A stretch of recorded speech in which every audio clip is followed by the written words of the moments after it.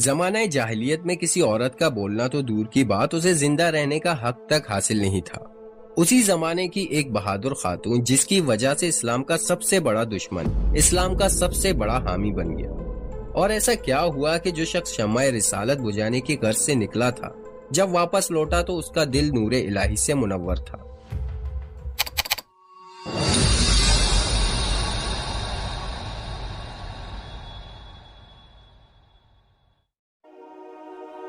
دروازے پر ہونے والے زوردار دستک سے گھر کے مکین خوفزدہ ہو گئے۔ خاتون خانہ دستک کے اس مخصوص انداز سے بخوبی واقف تھی، لیکن آج یہ دستک کسی طوفان کی آمد کا پتہ دے رہا تھا۔ گھر میں اس وقت ایک مہمان بھی موجود تھے، جنہیں جلدی سے گھر کے پچھلے حصے میں چھپا دیا گیا۔ دوبارہ دروازہ پیٹنے کی آواز نے مزید سہما دیا، اور پھر آخر وہی ہوا جس کا ڈر تھا۔ خاتون نے جلدی سے دروازہ کھولا تو سامنے بھائی کھڑا تھا، جس کے ماتھے پر سلوٹیں، چہرے پر کرختگی، شدید غصے کے سبب آنکھوں میں خون اور ہاتھوں میں بھرنا تلوار تھی۔ بہن کو پرے دھکیل کر گھر کے اندر داخل ہوا اور غضبناک لہجے میں کہا، تم لوگ کیا پڑھ رہے تھے؟ ابھی جواب بھی نہ ملا تھا کہ آگے بڑھ کر بہنوئی کا گریبان پکڑا اور اس پر ٹوٹ پڑے۔ بولے، مجھے معلوم ہو چکا ہے کہ تم لوگ اپنے آباء و اجداد کا دین چھوڑ کر مرتد ہو چکے ہو۔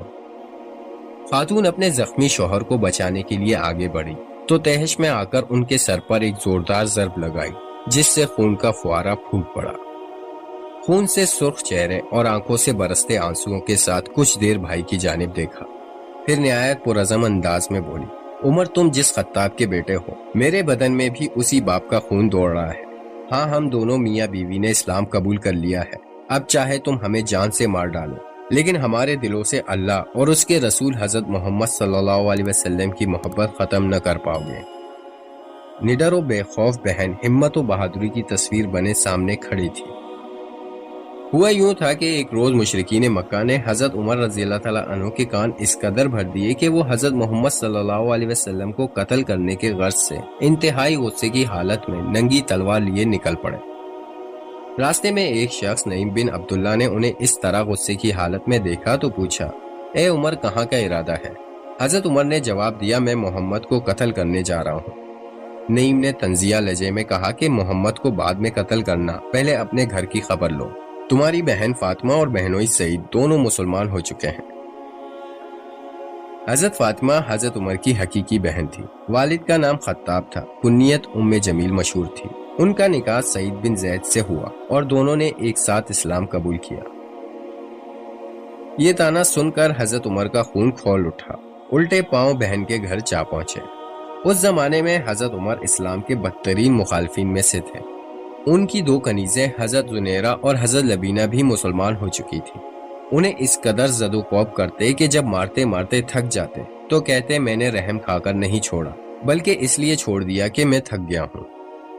اور اب حضرت لبینہ اور حضرت زنیرہ کے بعد ان کی حقیقی بہن حضرت فاطمہ ان کے غصے کا شکار ہو گئی تھی۔ شمشیر برہنہ قریب ہی پڑی تھی۔ ایک نظر شمشیر پر ڈال کر بہن کی جانب دیکھا۔ معصوم بہن، ہو بہو ماں کا عکس، چہرہ لہو لہان، کپڑے خون میں نہائے ہوئے، آنکھوں سے اشکوں کا سیلاب، جھکی نگاہوں میں ایمان کی چمک، چہرے پر پاکیزہ نور کی جھلک، مجسم صبر و استقامت۔ حضرت عمر کی حیران و پریشان نگاہیں اس بہن کی متلاشی تھی جو ان کے سامنے گویا گونگی تھی اور فرما بردار بھی۔ پھر مکے کے جاہلانہ معاشرے میں ان کا بولنا تو دور کی بات، انہیں زندہ رہنے کا حق بھی حاصل نہ تھا۔ حضرت عمر حیران تھے کہ آخر حضرت محمد صلی اللہ علیہ وسلم کے پاس ایسا کون سا کلام ہے جس نے بے زبانوں کو بھی زبان دے دی۔ وہ بہن جو بھائی کے سامنے پلکیں اٹھانے کی جرات نہ کرتی تھی، آج بے خوف اپنے مسلمان ہونے پر فخر کر رہی ہے۔ حضرت عمر کے دل کے کسی گوشے میں حق و سچائی کی کرن جاگ اٹھی۔ اپنی زور آواری اور طاقت پر گھمنڈ کرنے والے کا غصہ بہن کے آنسوؤں میں بہہ گیا۔ احساس ندامت میں نظریں جھکا لی، شکست خوردہ لہجے میں بولے، فاطمہ، تم کیا پڑھ رہی تھی؟ بہن کو لگا جیسے بھائی کے اندر کا بت پرست پاش پاش ہو چکا ہے۔ خون سے سرخ چہرہ خوشی سے کھل اٹھا، جلدی سے بولی، عمر، یہ پاک کلام ہے۔ اور پھر تاریخ نے دیکھا کہ کفار کے سب سے اہم سردار اور مسلمانوں کے سب سے بڑے دشمن نے بہن کی تبلیغ سے اسلام قبول کیا۔ جب سورہ طٰہٰ کی آیت پڑھی تو دل کی دنیا ہی بدل گئی۔ بے اختیار بول اٹھے، کتنا پیارا کلام ہے۔ وہ ہاتھ میں برہنہ تلوار لیے نعوذ باللہ شمع رسالت بجھانے نکلے تھے، لیکن دار ارقم پہنچ کر سرکار دو عالم صلی اللہ علیہ وسلم کے قدموں میں آ گئے اور یوں دائرہ اسلام میں آنے کا اعلان کر دیا۔ ظلم و تشدد کے حصار میں گھرے ہوئے بے بس و مجبور مسلمانوں کو حضرت عمر کے قبول اسلام سے اتنی خوشی ہوئی کہ انہوں نے بے اختیار بلند آواز میں نعرہ تکبیر بلند کیا، جس سے مکہ کی فضائیں گونج اٹھیں۔ حضرت عمر نے اسلام کی جو بے مثال خدمات انجام دی اور مسلمانوں کو ان کی وجہ سے جو طاقت اور قوت نصیب ہوئی، وہ کسی کے بیان کی محتاج نہیں۔ لیکن اس حقیقت کا اعتراف بھی لازمی ہے کہ مسلمانوں کو یہ انمول دولت دینے میں حضرت فاطمہ بنت الخطاب کا بہت بڑا حصہ ہے، جسے کسی بھی طرح نظر انداز نہیں کیا جا سکتا۔